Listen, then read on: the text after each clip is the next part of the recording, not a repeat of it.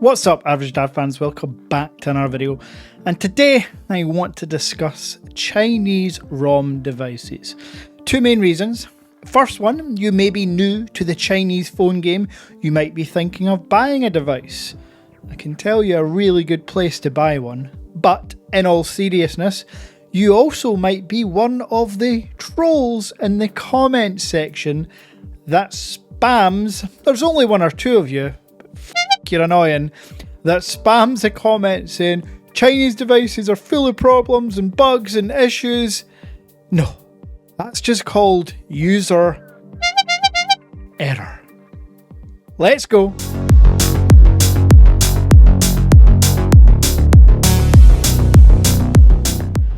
So, recently Honor, Xiaomi, Vivo and all the main manufacturers from the Chinese Asian market released their latest and greatest flagship phones. Here is the Xiaomi Mix Fold 4, and it has, watch any video, Flossy, Tech Tablets, mine, it has some incredible hardware that absolutely pisses all over anything in the foldable market that the Western market can bring. The OnePlus Open, the Samsung Z Fold 6, hardware wise, dimensions, pisses all over it. But there are obviously some workarounds, because you can pick up this from the Average Dad Tech store for £1,200 to £1,400 depending on storage and RAM and memory and all that stuff. So obviously for that far cheaper price compared to the Samsung and the Google Pixel Fold, there are going to be a couple of workarounds and things you should know. The first main one is Android Auto. As we sit here right now, Android Auto is not available on Chinese ROM devices. So if Android Auto is your deal breaker, then maybe a Chinese ROM device is not for you. However, two things. First thing, Vivo and other manufacturers are looking at developing a workaround for this internally, which hopefully by October or November time will be implemented on all Vivo phones, with other manufacturers to follow suit, essentially meaning A will work on all devices. The second thing, I have mentioned a couple of times about an Android Auto adapter that plugs into your car and then you can use your Chinese phone with Android Auto. Technically that is true, technically that's not true. The adapter itself you can buy from Amazon, anyone. You essentially get a SIM card for that adapter, it sits in your glove box plugged into the car. You then Bluetooth connect your Chinese ROM to that adapter, meaning you can get your calls, music, text messages, all that stuff through Bluetooth on the adapter. But the actual Android Auto aspect of it is coming from the box you buy from Amazon, but still works for calls and stuff over Bluetooth connected to that. So that is kind of basically a way to get Android Auto with a Chinese ROM device. Now, the other thing that won't work at all times is smartwatch connectivity. However, the list of watches that no longer work is diminishing due to two reasons. One, all Garmin watches connect, no problem. The Garmin Connect watch app is not exclusive to Wear OS or any others.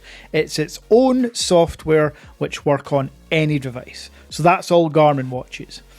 All Samsung Galaxy watches, if it's a Galaxy Watch 4 or older, they work fine. If it's the newer ones, from the Watch 4 onwards, I have posted this video to help you connect your Galaxy Watch device. And apart from the odd one or two comments, it seems to work for absolutely everyone. I use the Garmin Epix Pro Gen 2 and I cannot recommend that enough. 30 days battery life from an AMOLED screen, unheard of. And then the third thing you have to consider is Google Pay. All Google Play Store apps work. Every single one from the Google Play Store, all banking apps, all apps work.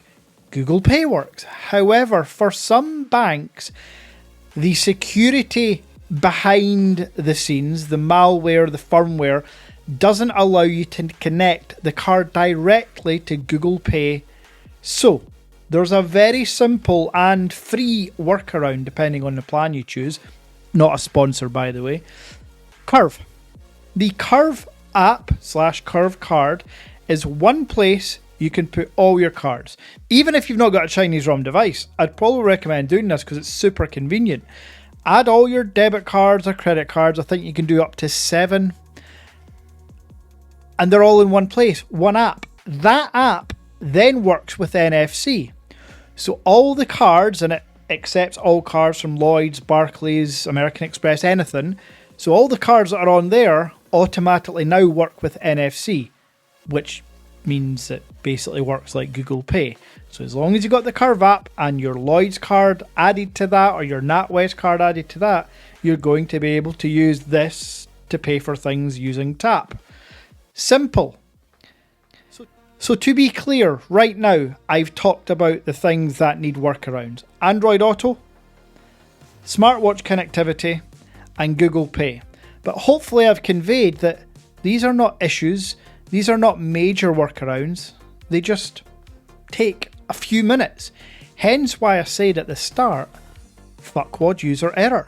It is so easy for you to comment on videos and not realise the impact you're having. If you're a Samsung Knight, which I don't think you are, by the way, Samsung Knights are actually very measured and calm in the comments and bring up some good debates. For you guys, again, there's really only 2, maybe 3 of you, it's just sad to spam every comment that somebody leaves saying that Chinese ROMs are just full of issues, full of workarounds, and they don't work in the Western market. That's just wrong, and I think unethical, because you're essentially stopping people from buying a far superior device for a far cheaper price. Now, trawling through the comments again, I just want to make sure I'm covering all bases. I've mentioned all Play Store apps work. Wi-Fi calling. Wi-Fi calling is hit or miss. I have said in many videos that it doesn't work, but I get comments saying that it does. For me personally, I would rather err on the side of caution because I know that people are going to be buying devices. So if Wi-Fi calling is your deal breaker, I am saying it doesn't work. However, I know for some it does. The other question I get all the time is network connectivity. Now, I don't know every network in the world, but if we talk about the main networks here in the UK, Sky, EE, Vodafone, O2, all Chinese ROM devices work fine. If we talk about the US, AT&T and T-Mobile, Chinese ROM devices work fine. The only network that seems to have issues, but again, not for everyone in every state, is Verizon. All I would recommend is do some digging around. I have quite a few American members in the chat and they all use Chinese ROM devices with no issues. Flossie Carter, your favourite tech YouTuber, uses Chinese ROM devices and he's on AT&T and T-Mobile.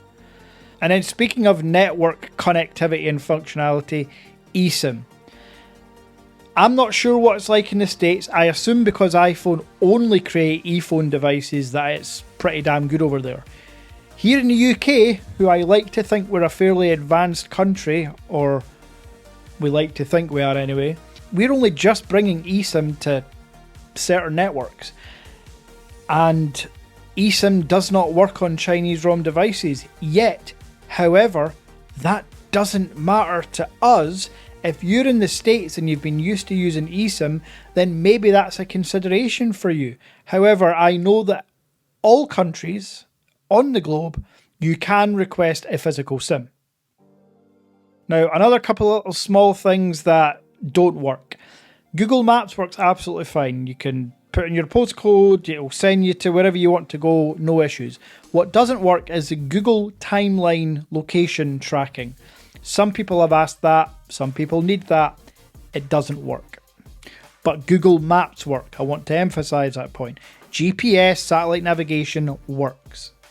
And then finally, because I know you've been watching for a while now, but I felt it was important I made this video purely because for the 99.90% of people that actually take the time to do some research, actually have 10 to 20 minutes to set up a new device to get it working perfectly. The last thing I want to touch on, and this is now indoctrinated into the whole of the Western market, is Hey, Google.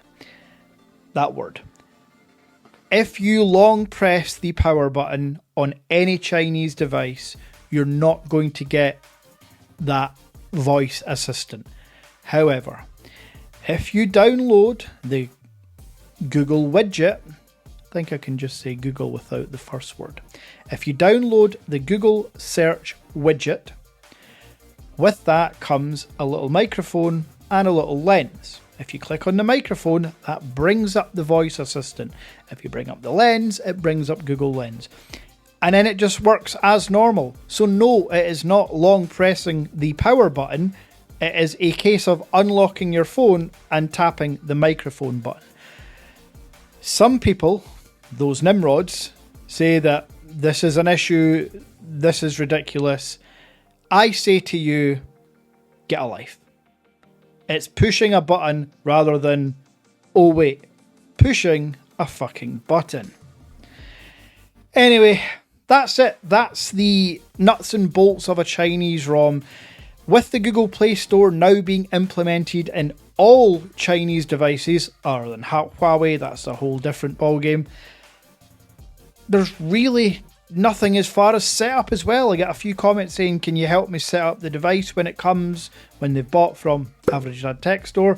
And I just email back and say, of course, but download the Google Play Store from the native Honor, Xiaomi or Vivo App Store, and it's just like a normal phone.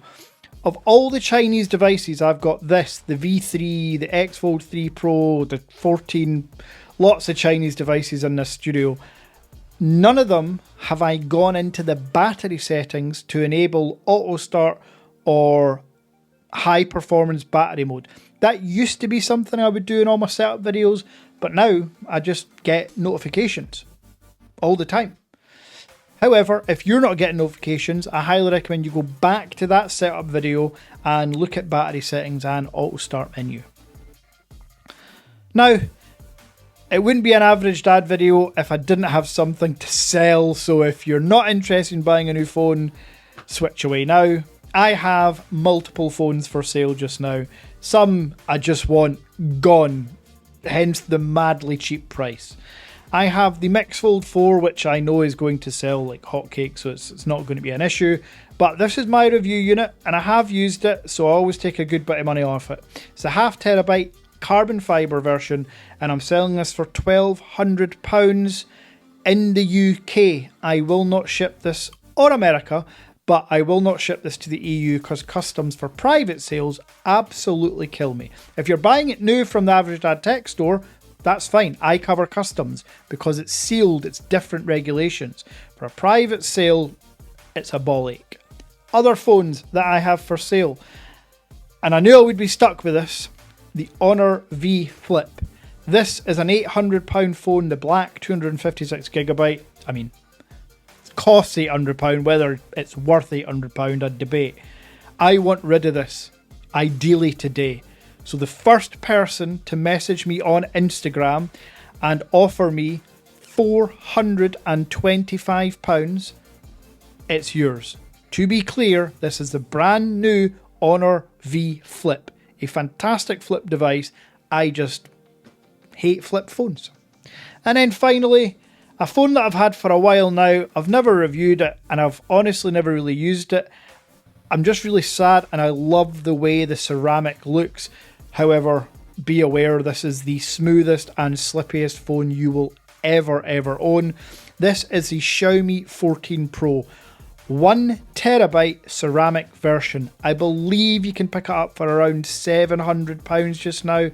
I want £450 and I will ship them today. All of these devices have to be bought within the UK or US though. Mix Fold 4, £1,200. Xiaomi 14 Pro, £450. Honor V Flip, £425. That was it. And obviously, if you want a new phone, go to Average Dad Tech Store. I'll be back soon with a new video on this. the Samsung Galaxy Ring. I have my opinions. You may want to hear them. Samsung Knights, you may also want to hear them. Until next time.